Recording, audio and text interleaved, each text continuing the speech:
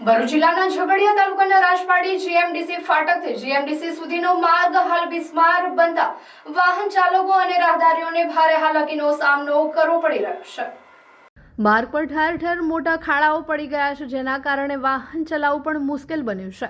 સ્થાનિકોના જણાવ્યા મુજબ થોડા મહિના અગાઉ આ માર્ગના નવીનીકરણ માટે ધારાસભ્ય અને હોદ્દેદારોની હાજરીમાં ખાતમુહૂર્ત કાર્યક્રમ યોજાયો હતો।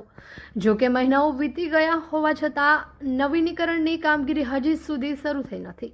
આ માર્ગ પરથી આસપાસના ગામોના લોકો ઉપરાંત જીએમડીસી વિસ્તારમાં આવેલા સિલિકા પ્લાન્ટમાં આવતા જતા વાહનોની પણ અવરજવર રહે છે।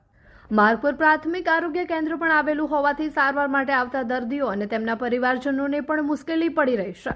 સ્થિતિ એવી છે કે માર્ગનું નવીનીકરણ તો દૂરની વાત છે, હાલ પડેલા ખાડાઓ પૂરવાની કામગીરી પણ તંત્ર દ્વારા કરવામાં આવતી નથી, જેના કારણે સ્થાનિકોમાં રોષ જોવા મળી રહ્યો છે અને વહેલી તકે માર્ગનું નવીનીકરણ કરવામાં આવે તેવી માંગ ઉઠી છે। એક વાહન ચાલકે તો પોતાની વ્યથા વ્યક્ત કરતા જણાવ્યું હતું કે આ માર્ગ કરતાં તો ખેતરના રસ્તા પણ સારા હોય છે। દરમિયાન માર્ગની બિસ્માર સ્થિતિના કેટલાક વિડીયો પણ સામે આવ્યા છે, જેમાં બાઇક ચાલકો અને રાહદારીઓને મોટા ખાડાઓ વચ્ચેથી પસાર થવાની મુશ્કેલીનો સામનો કરવો પડી રહ્યો હોવાનું જોવા મળે છે।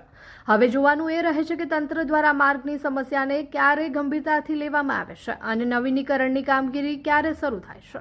રસ્તો ખરાબ છે, બનાવવો પડે, બહુ સમયથી ખરાબ છે। તમારે શું માંગ છે? અમારો રસ્તો બને એવી માંગ છે। રસ્તા પર ખાડા છે, બહુ ખાડા ને કીચડી વધારે છે ને પડી જવાનો ભય છે। આ રસ્તો ક્યાંથી ક્યાં જાય છે?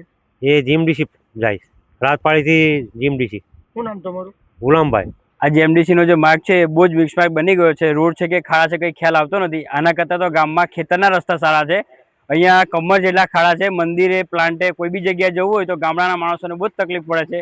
જેથી એનું વહેલો તકે એનું કામ ચાલુ કરાવો અને એનું નિરાકરણ આવે એવું કરો। મારું નામ વનરાજભાઈ છે। આ જે રોડમાં ખાડા પડ્યા એ જીએમડીસી રોડ છે। હવે ધારાસભ્યના ટેન્ડર મુજબ આ રોડ પાસ થઈ ગયેલો છે, એનો બહુ ઝાઝો ટાઈમ થયો છે, છતાં હજી કોઈ શ્રીજી કન્સ્ટ્રક્શનવાળાને આ ટેન્ડર આપેલું છે અને એનું ખાતમુહૂર્ત એ થઈ ગયું, એનો ઘણો ટાઈમ થયો છે, છતાં હજી આ રોડ બહુ ખાડા અને એટલો આવવા જવામાં તકલીફ છે। આ પાછળ હોસ્પિટલ છે, છતાં હજી કોઈ રિપેરિંગ કામની કોઈ વસ્તુ નહીં। તો હવે આના મુજબ તાત્કાલિક કાંઈક ધોરણના પગલે લે તો એ પબ્લિકને, આજુબાજુના ગામડાવાળાને અને અહીંયા હાલવાવાળાને તકલીફ ઓછી થાય અને ગારો ખાડા બહુ તકલીફ છે। તો બને ત્યાં સુધી વહેલી તકે આનું કામ ચાલુ કરે અને લોકોને રાહત મળે એવું કામ કરે।